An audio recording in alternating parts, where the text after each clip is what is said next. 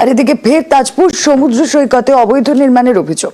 নির্মাণকারীদের বাধা বনকর্মীদের, আর এ নিয়ে আবারও সরব হলেন অখিলগিরি। প্রাক্তন মন্ত্রীর অভিযোগ, যেখানে নির্মাণ হচ্ছে সেই এলাকা বন দপ্তরের আওতায় নয়।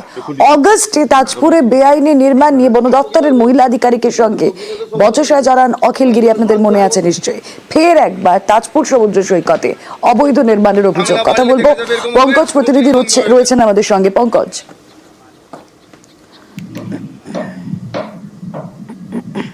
দেখো উর্মিলা, তোমাকে জানিয়ে রেখে এই যে তাজপুরের যে পূর্ব জলদা এলাকায় যেখানে বন দপ্তরের জায়গা, সেই জায়গার উপরে অবৈধ নির্মাণ করছে, দোকানের অবৈধ নির্মাণ হচ্ছে এমনটাই দাবি করছে বন দপ্তরের কর্মীরা।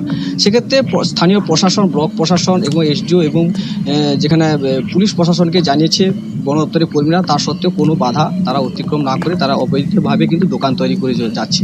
যেক্ষেত্রে বন দপ্তরের কর্মীরা তারা বারবার বাধা দিচ্ছে, তারা কিন্তু কোনো কথাই শুনছে না।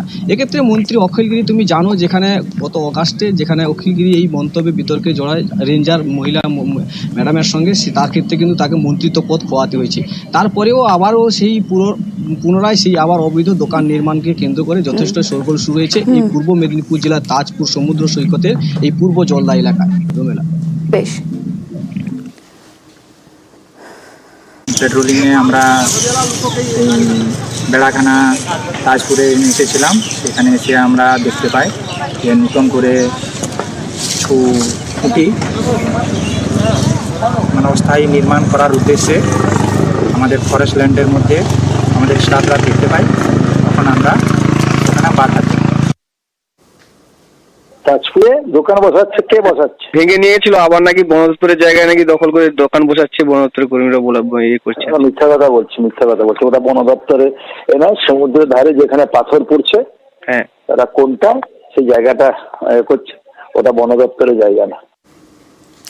অগস্ট মাসে এর আগেও একবার এই নিয়ে বিতর্কে জড়ান অখিলগিরি।